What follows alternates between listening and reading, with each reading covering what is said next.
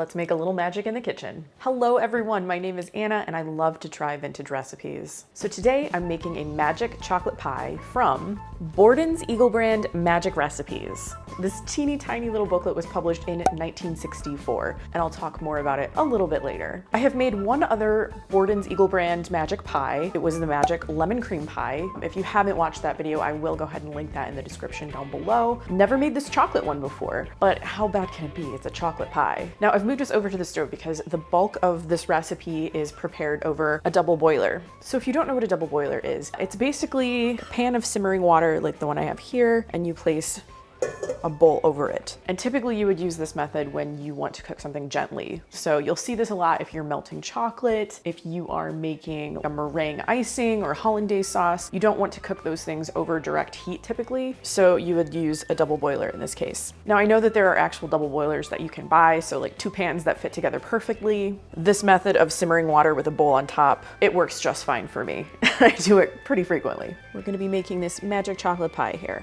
On top of double boiler, put Eagle brand sweetened condensed milk, chocolate, and salt. I've got my Eagle brand. Yes, I specifically purchased Eagle brand for this recipe, but just between us, you could probably use the store brand sweetened condensed milk and it would be fine. So beautiful. I love sweetened condensed milk. And then I have 2 ounces of unsweetened chocolate. And you definitely want unsweetened in this case, like a baking bar, because the sweetened condensed milk is very sweet. And just a 1/4 teaspoon of salt, not very much at all. Oh, it's already melting, you can see that. I think we are almost there. And there's a couple of pieces of chocolate that haven't melted just yet. And I'm supposed to stir this constantly. Okay, I think it is melted. All right, everybody, I'm very nervous about this next part. I have to add hot water to this mixture. If you've worked with chocolate at all, you know that sometimes water makes it seize. It gets kind of like weird and separated, so I always get a little bit nervous when I have to do something like this. 1/2 cup of hot water, and I'm supposed to add that and keep stirring, and I'm really feeling a little anxious right now. Switch into a whisk. Ugh. I don't like the way it looks. Oh no. I'm supposed to keep stirring this until the mixture thickens back up again. We could be here a while. It's gonna be all right, I think. Things are happening. It is getting a little thicker, I can tell. My question is, how thick is this supposed to be? There doesn't seem to be an indication. It seems kind of like thicker, but still liquid. Spoon. What does this look like? If you look at that, whoa, don't fail me now. I mean, if you look at that, it is like coating the spoon. I would say, I think that that is probably thick enough. Remove this from the heat. And now I'm adding 1/2 teaspoon of vanilla extract. Next, I have to pour this into a pie shell. It says to use a pre-baked pie shell. I'm using a graham cracker crust, mostly because I had this in my pantry already, and I think that chocolate and graham cracker make a pretty good team. I'm hoping that this is gonna be just fine. So there is my crust. So that is the pie so far.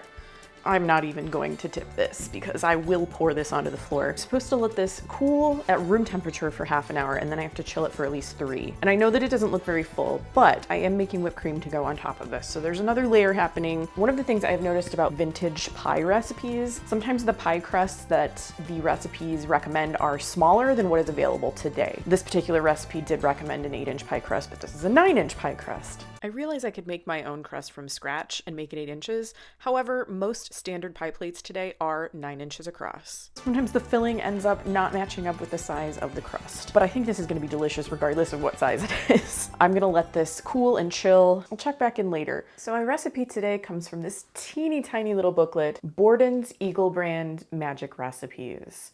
This particular one was published in 1964, but these magic recipe booklets have been around for a long time. I actually have several in my collection that kind of span different decades, including one that the ladies from Recipe Archaeology sent to me. I did a video about that February of 2022.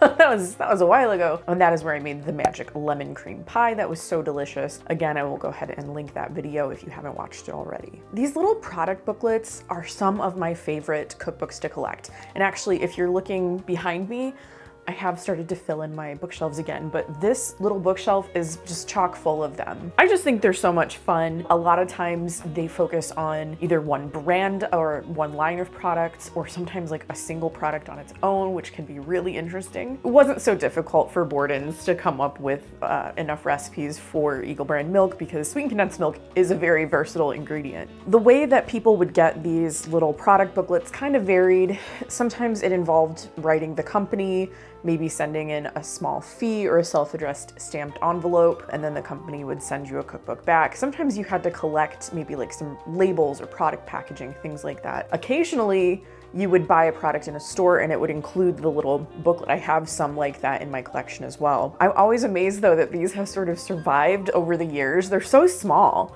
I have some that are even smaller than this one, but they've somehow made it through, and now I get to have them in my collection, which is great. This little intro here, I'm just gonna share a little bit of that. The magic began 108 years ago in 1857. That's when Gail Borden created Eagle brand sweetened condensed milk. And for 108 years, Eagle brand has been the most popular way to make delicious desserts quick and easy.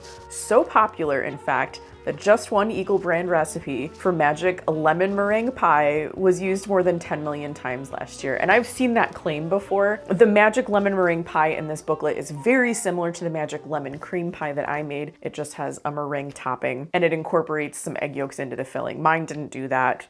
So mine was even quicker and easier. It is a very popular recipe, probably because it is such an easy recipe and it turns out really well. I don't know if this magic chocolate pie is good yet because I haven't finished making it yet. It's chilling in the fridge. So there's also this recipe I considered, caramel pecan pie. The description says flavor perfect, kindergarten easy. So they have a recipe in here for a 9.5 minute fruitcake. I think that's so funny when they when they give you the amount of time it takes to make this fruitcake. The 9.5 minutes means it takes like 9.5 minutes to put it together. The actual bake time is 2 hours. So 9.5 minutes is a little misleading, Borden. There's an entire little section on puddings. Sorry, I had to take a brief intermission there. I went on a little walk, but also took the time to chuck on my chocolate pie, and it's still jiggly. It's been 3 hours. I do find that in general, in vintage recipes, it seems like the chill time is insufficient. It never seems to be quite enough. I prefer, if there's something that needs to chill and like solidify, I prefer to let it go overnight. So I will finish this video tomorrow. But moving on, we've got pies, we've got cakes, we've got puddings no mix can match, in fact. Oh, and then just to show you the entire cover, it's this very famous like cherry cheesecake kind of pie. That looks amazing. I could eat that right now. Really just a little bit of everything in this tiny little book. Like this little thing packs a punch. It's all desserts in this one. So do you have this little recipe booklet in your cookbook collection? Have you tried any of these Borden's magic recipes? I always love to hear about that stuff, so please do leave me a comment. So there she is. She still has a little bit of jiggle to her, but pretty solid. I was correct in my assumption that 3 hours of chill time was just not enough. I checked this a few times even after the 3 hours. Really, you should make this ahead and let it chill overnight. I don't know what it is about those vintage refrigerator or icebox pie desserts. I always need to let my pies chill for longer than they say. Maybe they're trying to make their recipes sound a little bit better than they actually are. You can also tell my pie's not very level. That's not gonna matter too much because we're gonna cover the top in whipped cream. So I went ahead and I made a little bit of whipped cream. I barely sweetened this because I know that the pie itself is gonna be very sweet. This is about a cup of heavy cream and maybe almost a tablespoon of powdered sugar or something like that. You could also pipe this if you want to get very fancy. I have a couple of other garnish ideas that I would like to try. Offset spatula. This hasn't been out in a while. I haven't used it in a little bit, but it's one of my favorite tools. It is always linked in the description down below. Every kitchen needs one. So that was about the right amount of cream. I actually doubled the amount that they said in the recipe. Originally, the recipe says to whip half a cup of heavy cream. Just because I knew I wanted this to be a layer by itself rather than a garnish, I did a whole cup of heavy cream and it filled in the gaps beautifully. I think we're ready for for next steps. I have a milk chocolate bar here, and I'm thinking of maybe like grating a little bit of chocolate on the top or using my vegetable peeler to make some like shavings. We'll see which one actually works better. This is just for fun. I mean, this is ready to go. I could eat this now, but I want it to have a little bit of pizzazz. So let's try this first. This is making kind of a dust. I don't hate it, but I think we're gonna do a little of this and then I'll try to make some shavings too. Let's see what this does. Oh, that's gonna be nice. Okay, I like the way that looks too. So I think the combination of these two things, I wonder if I can get that better on camera. Just kind of make your little peel there. Do that and it makes these beautiful little like rolls. Garnishes don't have to be too fancy, and this is a really easy one that kind of makes it look a little fancier. I'm happy with how that looks. So now for the very best part, I get to taste this. Cut it. I don't know what the texture is going to be on this. Okay, feels like a cream pie. Kind of on the softer side though. How's it going to come out? Nobody knows. Not too bad. Look at that though. The sides right here of this, where the chocolate's kind of oozing, it reminds me of a brie. Like when you cut like a brie cheese open and it just kind of oozes a little. Maybe that's not appetizing to compare my pie to a brie, but there we are. Let's get in close. So maybe I should have put this back in the fridge. It has been out for a little while at this point because I had to take some photographs, but you know what? I'll eat it anyway.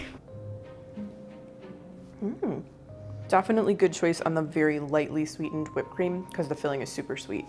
It tastes really good. It's a chocolate pie. Of course it tastes good. It kind of reminds me of, if you've ever had a French silk pie, I mean, which is also a type of chocolate pie, it kind of reminds me of that. The texture is a little soft. I think maybe if I put this back in for a couple hours and then like serve it immediately, it'll firm up a little bit. It's just kind of softer, I think, than a cream pie that I would normally have. But the flavor is very good. And I think that the graham cracker crust was a really good choice too. It complements it really well.